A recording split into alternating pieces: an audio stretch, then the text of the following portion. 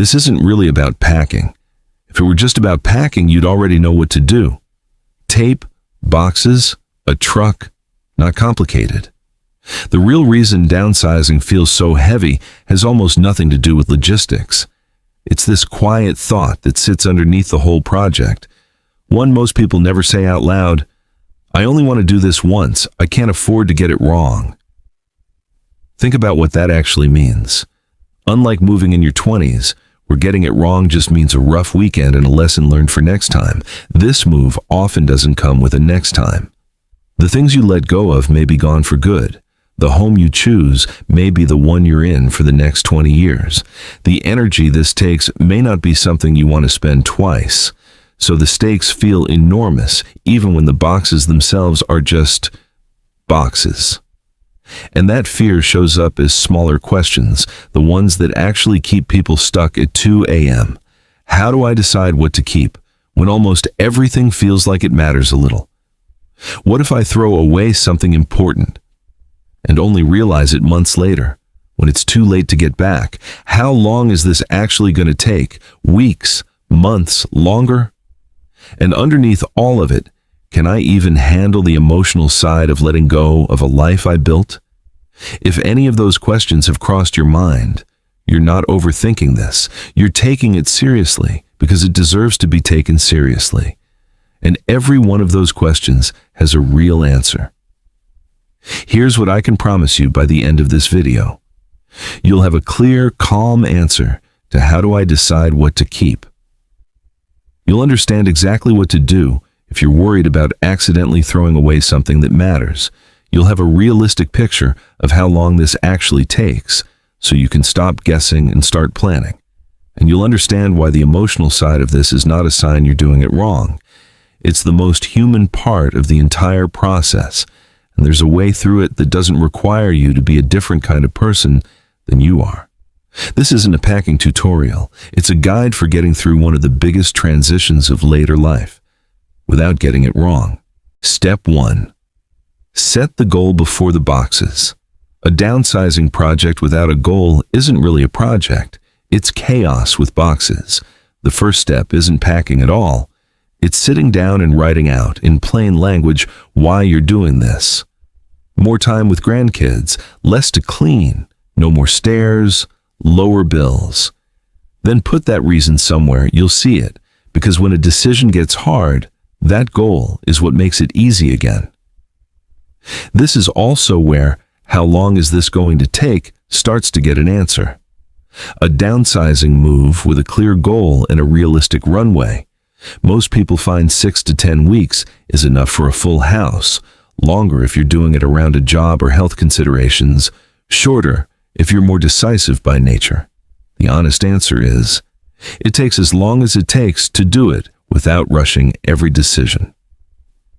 Rushing is where regret comes from, not slowness. Let's talk about David. David is 68. He and his wife Susan had lived in the same 4-bedroom house for over 30 years. Every room was full, not with clutter exactly, just with life. Decades of it, layered into drawers and closets and a garage nobody had fully sorted through since the kids were small.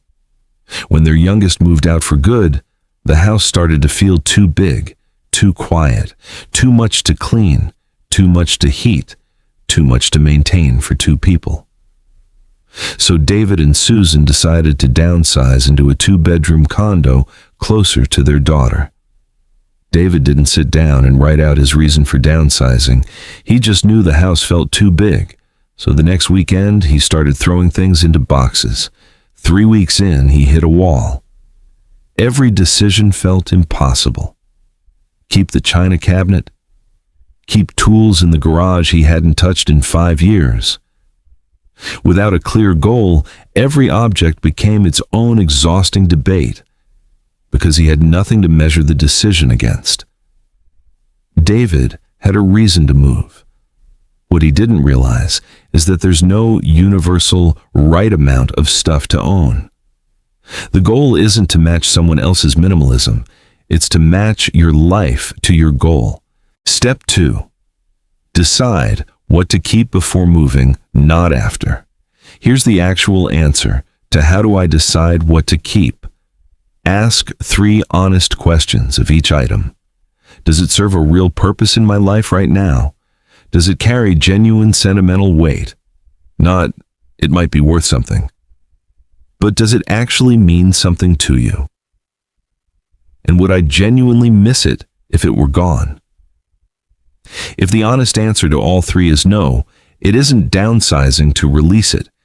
It's making room for the life you're actually trying to build. Keep a donation box and a trash bag beside you every time you sort, and use them in the moment, not later. Unpacking and finding a home for something in a new, smaller space is always harder than packing it. So deciding now saves you from deciding twice.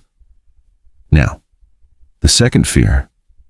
What if I throw away something important? 2 things make this almost a non-issue. First, give yourself an undecided pile, not just keep or go. Anything you're genuinely unsure about goes there, not in the trash, and you revisit it once later with a clearer head. Second, for anything you do let go of and later wonder about, remember that very few decisions in this process are actually permanent. Most donated or sold items can, in theory, be replaced or repurchased, and the ones that truly can't are usually the ones you already knew in your gut that you wanted to keep. Trust that instinct. It's rarely wrong. Don't be like, Carol packed everything, every drawer, every box, straight into moving boxes with the plan to sort it out later once she was settled. 6 months after the move, half those boxes were still sealed in her new hallway closet. She had simply relocated her clutter into a smaller space where it now took up twice as much of the room, proportionally. And she still had no real answer for what to keep. Pick a strategy that fits how your brain works. Some people sort room by room, others by category, like all the books at once or all the kitchen items at once. Starting small, with 1 drawer or 1 shelf, builds real momentum before you tackle the harder rooms. Step 3. Keep the system simple. It's tempting to build an elaborate system, color codes for every room, a legend taped to the wall, matching stickers. It feels productive. In practice, it almost always backfires, because nobody but you ever really learns the legend, including the people helping you carry boxes. The system that actually survives moving day is boring on purpose. Write the destination room in big letters on the top of every box, so anyone carrying it only has to glance down. Write the contents on the side, so you're never opening 5 boxes just to find a coffee maker. No legend to memorize. No standing at the door directing traffic. Just a simple system that removes decisions from a day when you'll have none left to spare. This matters more than it sounds like, because on moving day, your mental energy is a limited resource. Every ounce of it you don't spend figuring out a labeling system is an ounce you have left for the decisions that actually deserve it. Step 4. Pack in the right order, not the fast order. You remember David, who had to learn this the hard way over many moves. What he hadn't planned for was the 1 box nobody thinks to pack until it's desperately needed on move-in night. Most of the stress in a move doesn't come from the number of boxes. It comes from packing in the wrong order and living in chaos for weeks because of it. Start with the walls. Art, photos, mirrors. There's nothing on a wall you need day to day, and since it's decor, it's the last thing that goes back up anyway. First down, last up. From there, move to genuine off-season items, winter coats, holiday decor, board games, books you know you won't touch before the move. Pack your clothes into empty suitcases and duffel bags instead of boxes. You have to move the bags anyway, and it keeps clothing cleaner and easier to access on both ends. Keep bedding packed separately from everything else, and make the bed again the moment it's set up in the new place. After a long moving day, there's nothing better than falling into a made bed instead of digging through boxes at 11 p.m. And here's the part that answers, how long is this going to take, in a more concrete way. Start weeks out, not days. A box or two a day, working through the off-season stuff first, means the final week is light instead of frantic. Build in a buffer at the end too. A few slower days after the move, instead of unpacking everything the moment the truck leaves. Non-stop packing straight into non-stop unpacking is how people burn out and start resenting a move they were genuinely excited about. The right order doesn't just organize your boxes, it protects your energy, which by the end of a move like this is the resource you'll be most short on. Step 5. Protect your things without wasting money. This is why an essentials basket is non-negotiable. Pack a laundry hamper or open bin with hand soap, toilet paper, paper towels, trash bags, and basic cleaning supplies for the bathroom, plus paper plates, disposable cutlery, napkins, and dish soap for the kitchen. You'll be tired, you'll probably order pizza, and you don't want to be washing a single dish or hunting through sealed boxes to find toilet paper on night 1. The same logic applies to breakables. You don't need to buy expensive bubble wrap or plastic totes. Totes just become clutter once you've unpacked them, and packing peanuts end up straight in the trash. Layer paper plates between your dishes. Wrap glasses and mugs in the socks and towels you're already packing. Use your vacuum to suck the air out of bags full of coats or bedding to shrink them down, instead of buying vacuum seal bags. For small, light furniture, end tables, small cabinets, don't empty every drawer into a box. Just wrap the whole piece in plastic wrap or moving tape and move it as is.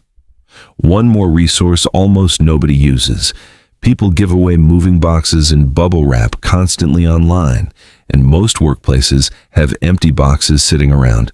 They're happy to hand over if you simply ask. Step 6. Avoid the mistakes you can't undo. Later on moving day, with several people helping carry things out, nobody could tell the difference between the black bags meant to be kept and the black bags of actual trash. By the end of the day, the clothes and bedding were gone, thrown out along with the garbage. This is the real answer to what if I throw away something important. Most true losses in a move don't happen because someone made a bad decision. They happen because of an avoidable mix-up. Never pack anything you want to keep in a black trash bag. Use clear or colored bags instead, so it's obvious at a glance what's trash and what's not. If you're bagging clothes on hangers, gather the hangers together, tie or tape them as a bundle, then slide a bag up and over the top and tie it off. Fast and impossible to mistake for garbage. The other irreversible mistake is disassembling furniture or electronics without a record. Before you take apart a bed frame, a desk, or unplug a tangle of TV and computer cables, take photos of how everything connects. Put small screws and cables into labeled sandwich bags and tape them directly to the piece they belong to. It feels like an extra step in the moment. It saves hours of frustration and sometimes an entire piece of furniture later. And one last habit worth building. Clean things before you pack them, not after you arrive. Dust on electronics, grime on furniture legs, dirt on table bottoms. If you tell yourself you'll clean it once you're settled, you almost never do. You end up relocating dirt into your new home instead. A spray bottle and a rag, used as you go, is a small habit with a disproportionate payoff.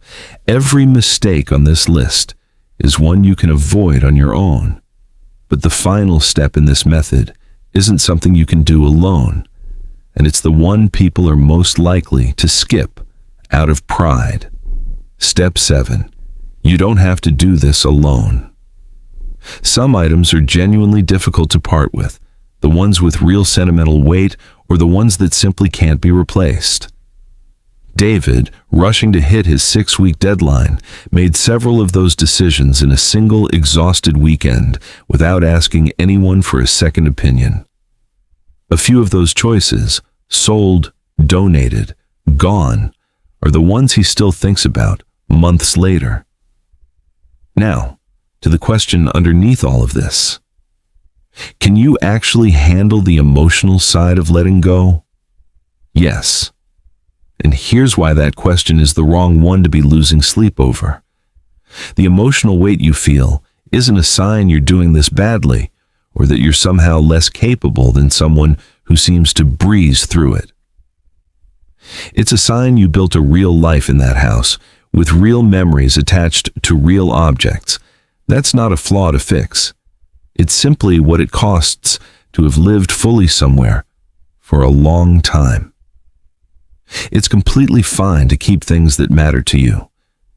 You don't have to go to extremes just to hit some arbitrary minimalist number. For the few sentimental items you truly can't keep, take a photo before letting them go, or give them directly to someone you know will actually use or love them. Both make the letting go noticeably easier because the object's meaning gets to continue somewhere instead of just ending. And when you're genuinely stuck, paralyzed between keeping and releasing something, that's completely normal. It's called downsizing paralysis, and almost everyone hits it at least once.